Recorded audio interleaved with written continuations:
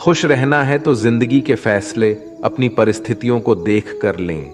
दुनिया को देखकर जो फैसले लेते हैं वो दुखी ही रहते हैं। कोई कुछ भी कहे, बस अपने आप को शांत रखो, क्योंकि सूरज की किरणें कितनी भी तेज क्यों ना हो, समुद्र सूखा नहीं करते। एक ने शिकायत की कि है मेरे ईश्वर, बड़ी मुश्किल से मैंने घोंसला बनाया था, आपने तूफान भेज दिया और मेरा घर उजड़ गया।